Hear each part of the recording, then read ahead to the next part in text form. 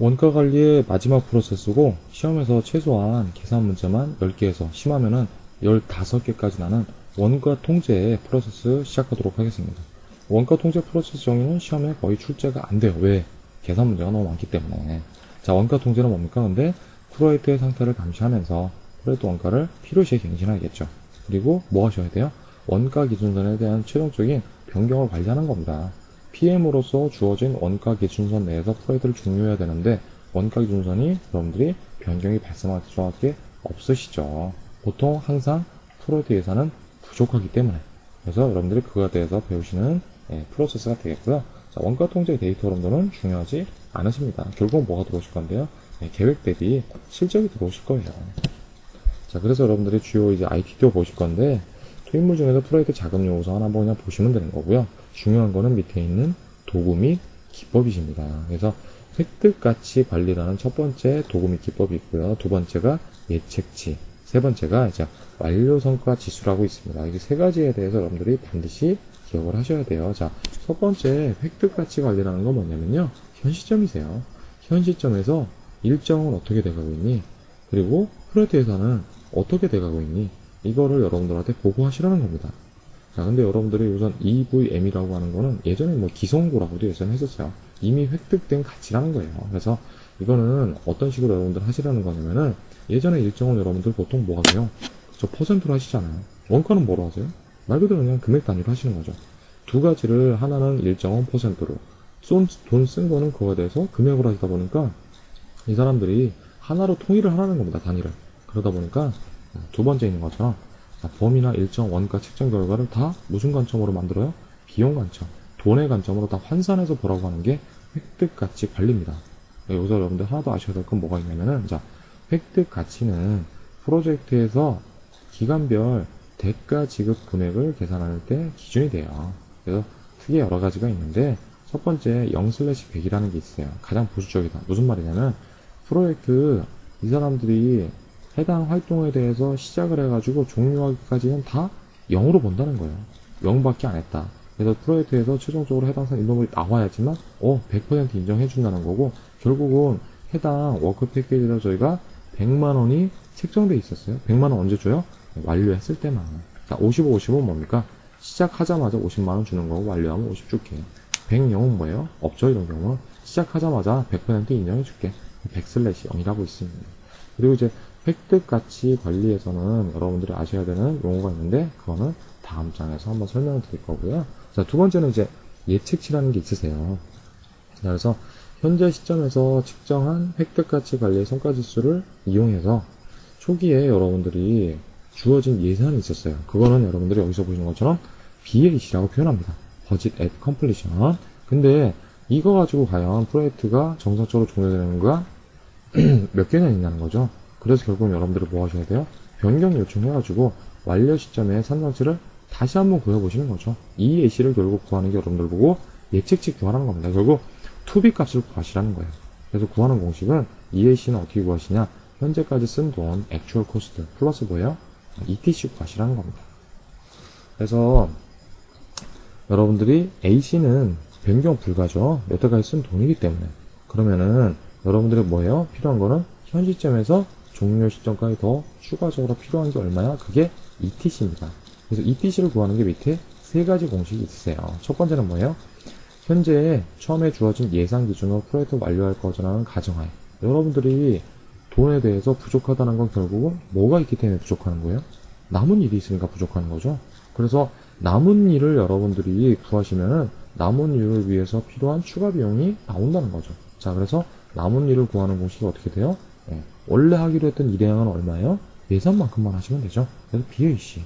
그럼 여러분들의 한 일 빼면은 결국 그게 남은 일이죠. 그래서 첫 번째 공식은 BAC-EV라는 겁니다. 두 번째 공식은 뭐예요?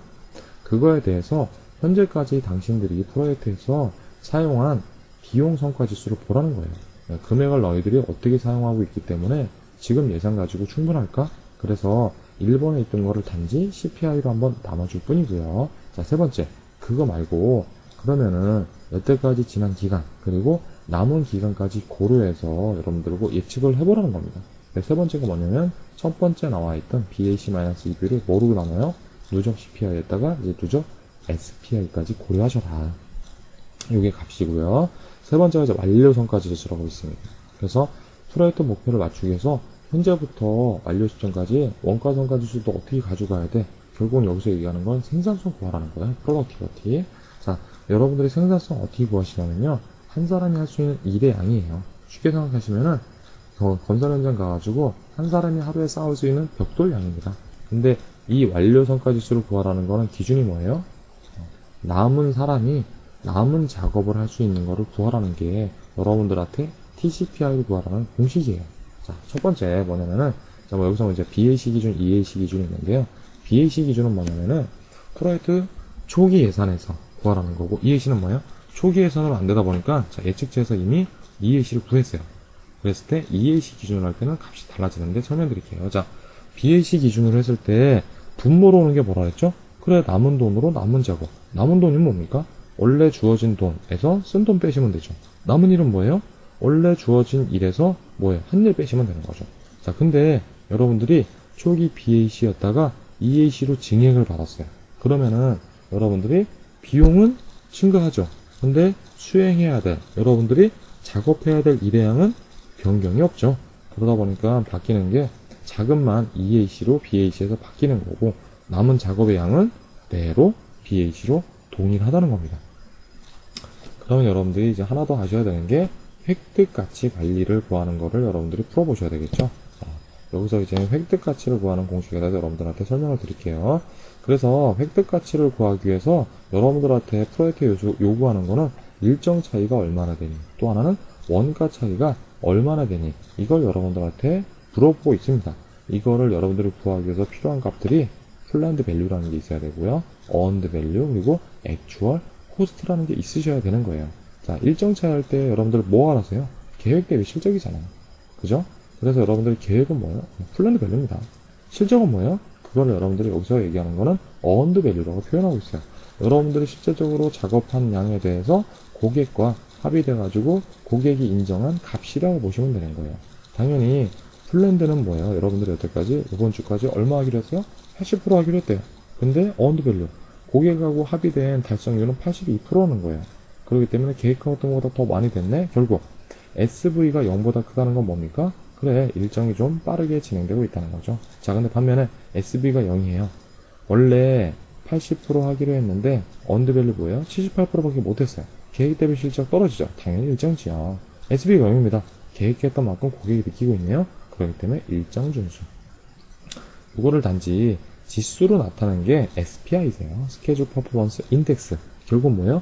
EV가 분모로 올라가시는 건 되고, 분자고, PB가 분모로 내려오시면 된다는 거죠.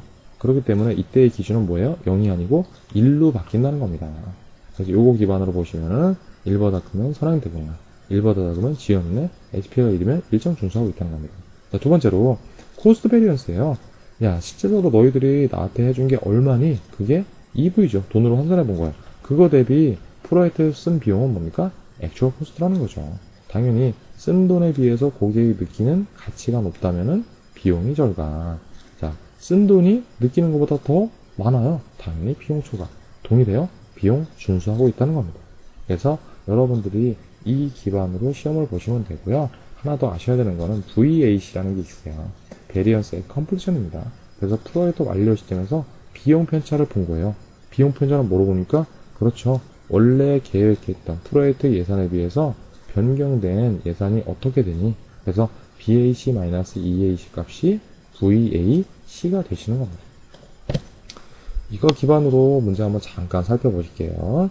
자, 첫 번째 보시면은 주간 보고 시에 SPI는 0.95, CPI는 1.25라는 측정치가 보고됐대요. 자, 프로젝트 상태 파악하시라는 겁니다. 자, SPI가 0.95다. 그럼 SPI 구하는 공식이 어떻게 되겠죠? 그렇죠. SPI는 뭐예요? 스케줄이죠. 스케줄은 여러분들 뭐로 하세요? 그래서 원래 계획했던 거 대비 고객이 느끼는 가치. 그렇기 때문에 분모에는 뭐가 오시는 거죠? 그렇죠. 플랜드 밸류 PB가 오는 거고, 분자에는 뭐가 와요? 어언드 밸류 EV가 오는 겁니다. 그럼 0.95는 결국 뭐예요? 100분의 95로 여러분들이 그냥 써보시면 되죠. 그럼 뭡니까? 100만큼 하기로 했는데 고객이 95만큼 못 느낀대요. 일정은 지연이네요. 자, CPI는 1.2입니다. CPI 구하는 공식은 뭡니까? 액추얼 코스트 분의 언더 밸류. 100분의, 그런데 그럼 1.25라는 거는 100분의 125네요. 100만큼 일했는데 고객하고 느끼는, 고객하고 합의된 거는 125만큼 인정을 해준다는 거죠. 비용은 절감. 그래서 여러분들이 이 기반으로 답을 선택하시면 B번이죠. 일정은 계획보다 지연, 비용은 계획 대비 절감. 그래서 여러분들이 CV 혹은 SV 혹은 SPI, CPI 요 값을 해석하는 게 시험에 반드시 출제되시고요. 자, 두 번째. 마스터 일정에 따라 고객에게 보고할 프로젝트 상태를 분석 중이랍니다. 비용 관련 수치가 다음과 같을 때 프로젝트의 완료 시점에 산정치. 결국은 여러분들이 구하라는 건 뭡니까? EAC 구하라는 거예요. EAC 구하에서 여러분들이 아셔야 되는 거, 현재까지 쓴 비용, AC, 플러스 뭐예요? 현재부터 완료할 때까지 필요한 비용, ETC죠? 자, 근데 ETC는 여러분한테 세 가지 경우의 수가 있다고 말씀드렸습니다. 그래서 여기서 구해보시는 거예요. 자, AC는 있네요. 당연스럽게. 그럼 ETC만 구하시면 돼요. ETC 구하시는데, 오른쪽에 뭐가 있냐면, 남은 작업을 기반으로 산정한다. 이게 뭐 명확하게 보시면은, 남은, 원래 주어진 비용 내에서 종료할 수 있을 것으로 예정한다. 이거하고 동일하세요. 시험에서는. 그렇기 때문에 결국 뭐 하시는 거예요? 그렇죠. ETC 구하는 공식은 BAC-EV로 구하시면 된다는 겁니다. 자, 그래서 BAC에서 EV 빼면 7만이죠. 그리고 그게 ETC죠. AC 플러스 TC 35,000 플러스 7만 하시면 얼마입니까? 그렇죠. 다부분에서 B번에 있는 10만 5천이 된다는 겁니다. 자, 여기까지 여러분들 원가 관리 다 학습을 하셨고요. 여기서 문제에서는 몇 개가 없는데 여러분들이 원가 통제를 제대로 풀기 위해서는 어쩔 수 없이 시중에 있는 다양한 문제를 풀어보는 게 가장 시간을 절약할 수도 있고 시험에서 합격할 수 있는 지름길이라고 저는 판단하고 있습니다. 자, 지금까지 원가 관리에 대해서 학습하셨고요. 다음 시간에 여러분들 품질 관리에 대해서 학습해 보도록 하시겠습니다. 수고하셨습니다.